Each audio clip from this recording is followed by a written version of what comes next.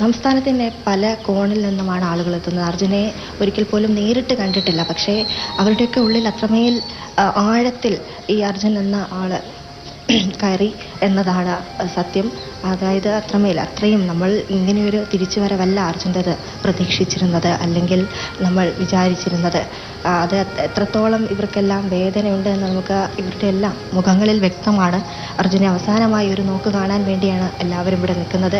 നേരത്തെ തന്നെ അതിരാവിലെ തന്നെ ഇവിടെ എത്തി. അർജുനെ ഏത് സമയത്താണ് ഇവിടെ എത്തുക എന്ന് വീട്ടുകാരോട് അന്വേഷിച്ചു. വീട്ടുകാരെ സമാധാനിപ്പിച്ചു. വീട്ടുകാരെ കണ്ടു. അതായത് ഇവർക്ക് ഏത് തരത്തിലാണ് വീട്ടുകാരെ അല്ലെങ്കിൽ കുടുംബാംഗങ്ങളെ കണ്ട് ആശ്വസിപ്പിക്കേണ്ടത് എന്ന് പോലും അറിയില്ല. എന്നിരുന്നാൽ പോലും അവസാനമായി പ്രിയപ്പെട്ടവനെ ഒന്ന് കാണാൻ വേണ്ടിയാണ് ഇവരെല്ലാവരും എത്തിയിരിക്കുന്നത്. മലപ്പുറം, അതുപോലെ കണ്ണൂർ, കാസർഗോഡ് തുടങ്ങി പല കോണിൽ നിന്നുമുള്ള ആളുകൾ ഇവിടെ എത്തിയിട്ടുണ്ട്. നേരത്തെ നമ്മൾ ഒരാളോട് സംസാരിച്ചിരുന്നു. അർജുനെ നേരിട്ട് കണ്ടിട്ട് പോലും ഇല്ല. ഈ വന്നവരിൽ കൂടുതൽ പേരും ഡ്രൈവർമാരാണെന്നാണ് നമുക്കറിയുന്നത്. ഇത് മലപ്പുറത്ത് നിന്നല്ലേ ചേട്ടൻ? നേരത്തെ തന്നെ എത്തിയല്ലേ? അർജുനെ നേരത്തെ അറിയും?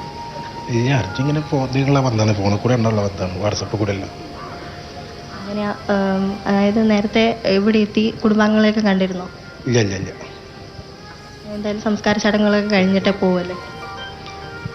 സംസ്കാര ചടങ്ങുകളെല്ലാം കഴിഞ്ഞ പ്രിയപ്പെട്ടവന് അന്ത്യയാത്രാമൊഴി നൽകിയതിന് ശേഷം മാത്രമേ ഇവരെല്ലാം ഇവിടുന്ന് മടങ്ങുകയുള്ളൂ എന്നാണ് പറയുന്നത്. എന്തായാലും വൈകാരികമായൊരു നിമിഷത്തിലൂടെയാണ് ഈ കണ്ണടിക്കൽ ഗ്രാമം കടന്നു പോകുന്നത്. നേരത്തെ നമ്മൾ പറഞ്ഞതാണ്, നമുക്ക് അറിയാവുന്നതാണ്. അർജുൻ ഇവിടുന്ന് പോകുമ്പോൾ കാർവാറിലേക്ക് പോകുന്ന സമയത്ത്, ഷിരൂരിലേക്ക് പോകുന്ന സമയത്ത് തിരിച്ചു വരുമ്പോൾ എന്തൊക്കെ കാര്യങ്ങളുണ്ടായിരുന്നു. അതായത് സഹോദരിയുടെ വിവാഹ നിശ്ചയം കഴിഞ്ഞു. അതുമായി ബന്ധപ്പെട്ടുള്ള കാര്യങ്ങളെല്ലാം തീരുമാനിക്കേണ്ടിയിരുന്നു.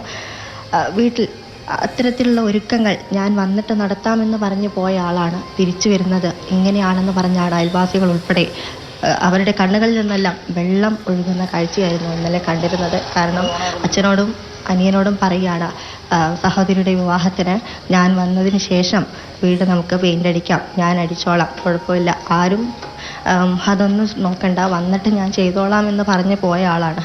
പക്ഷേ തിരിച്ചു വരുന്നത് ഇങ്ങനെയാണ്. നമുക്ക് ബന്ധുക്കളും അതുപോലെ അയൽവാസികളൊക്കെ ഇന്നലെ നമ്മളോട് പറഞ്ഞത് ഇവിടെ 4 മക്കളാണ്. ആ 4 മക്കളിൽ ഏറ്റവും എല്ലാവരോടും സംസാരിക്കാനും അതുപോലെ എല്ലായിടങ്ങളിലും ഓടിയെത്തുന്ന ആളാണ്. പലർക്കും അർജുൻ എന്ന പേര് പോലും അറിയില്ല. കാരണം അർജുനെ കുട്ടാസ് എന്നാണ്, അല്ലെങ്കിൽ കുട്ടൻ എന്നാണ് എല്ലാവരും വിളിക്കുന്നത്. അപ്പോൾ ആ കുട്ടനെ ഓർത്ത് ഇന്നലെ വിതുമ്പുന്ന കാഴ്ച ഞങ്ങൾക്ക് ഇന്നലെ കാണേണ്ടി വന്നു. അയൽവാസികൾ ഉൾപ്പെടെ ആ ഒരു പ്രിയപ്പെട്ട കുട്ടന് വേണ്ടി, അല്ലെങ്കിൽ കുട്ടാസിന് വേണ്ടിയുള്ള കാത്തിരിപ്പിലാണ്. ഇങ്ങനെയൊരു കാത്തിരിപ്പായിരിക്കും അവരും ഒട്ടും വിചാരിച്ചില്ല, കരുതിയിരുന്നില്ല. പക്ഷെ എന്തായാലും കുട്ടാസിനെ കാണാൻ വേണ്ടി കുട്ടാസിൻ്റെ അല്ലെ അർജുൻ്റെ ബന്ധുക്കളും അയൽവാസികളും അല്ലെ ഒരിക്കൽ പോലും കാണാത്ത ആളുകൾ പോലും ഇവിടെ എത്തി പ്രിയപ്പെട്ടവൻ അന്ത്യയാത്ര നൽകാൻ വേണ്ടി ഇവിടെ എത്തിയിട്ടുണ്ട്. സംസ്കാര ചടങ്ങുകളെല്ലാം കഴിഞ്ഞ് ഇവിടുന്ന് മടങ്ങുകയുള്ളൂ. ഇവിടെ എത്തുന്ന എല്ലാവർക്കും അവസാനമായി അർജുനെ ഒരു നോക്ക് കാണാൻ വേണ്ടിയുള്ള എല്ലാ സജ്ജീകരണങ്ങളും കുടുംബങ്ങളും നാട്ടുകാരും ഇവിടെ ചെയ്തിട്ടുണ്ട്. ദൃശ്യങ്ങളാണ് നമ്മളിപ്പോൾ കാണുന്നത്. അർജുൻ്റെ പ്രിയപ്പെട്ട സുഹൃത്തുക്കൾ, അതുപോലെ അർജുൻ്റെ കുടുംബാംഗങ്ങൾ എല്ലാവരും തന്നെ ഇവിടെയുണ്ട്. സുഹൃത്തുക്കളെയൊക്കെ നമ്മൾ ഇന്നലെ കണ്ടിരുന്നു, സംസാരിച്ചിരുന്നു. അവർക്കൊക്കെ ഒരുപാട് ഓർമ്മകളുണ്ടാവും, പ്രിയപ്പെട്ടവൻ്റെ കൂടെയുള്ള ഒരുപാട് ഓർമ്മകളുണ്ടാവും. അതെല്ലാം ഇപ്പോൾ മനസ്സിൽ നിന്നും വിങ്ങിപ്പൊട്ടുന്നുണ്ടാവും. പ്രിയപ്പെട്ടവൻ കുറച്ച് സമയത്തിനുള്ളിൽ തന്നെ ഇവിടെ എത്തും. ആ ഓർമ്മകളെല്ലാം മനസ്സിൽ കിടന്ന് അവർ പരസ്പരം സംസാരിക്കുന്നു. പക്ഷെ അവർക്ക് പോലും പരസ്പരം എങ്ങനെ ആശ്വസിപ്പിക്കണമെന്ന്, കുടുംബാംഗങ്ങളെ ആശ്വസിപ്പിക്കണമെന്ന് പോലും അറിയില്ല. ഇവിടെ രാവിലെ തന്നെ കഴിഞ്ഞ കുറേ ദിവസങ്ങളായി ഷിരൂരിൽ നിന്നും ഈ ഒരു വാർത്ത കേട്ടത് മുതൽ സുഹൃത്തുക്കളും കുടുംബാംഗങ്ങളും പല ഭാഗങ്ങളിലെ കുടുംബാംഗങ്ങളെല്ലാം ഇവിടെയുണ്ട്. പക്ഷെ ആരും പരസ്പരം അങ്ങോട്ടും ഇങ്ങോട്ടും സംസാരിക്കാതെ, അല്ലെങ്കിൽ ആ ഒരു ഓർമ്മകൾ പോലും പങ്കുവയ്ക്കാതെ മൂകമായിരിക്കുന്ന ഒരു കാഴ്ചയായിരുന്നു ഇന്നലെയൊക്കെ നമുക്ക് കാണാൻ സാധിച്ചത്. അർജുനെ സംബന്ധിച്ചിടത്തോളം അർജുൻ വളരെ ചെറുപ്പകാലത്ത് ഈ ഒരു കുടുംബത്തിൻ്റെ ചുമതലയേറ്റ ആൾ.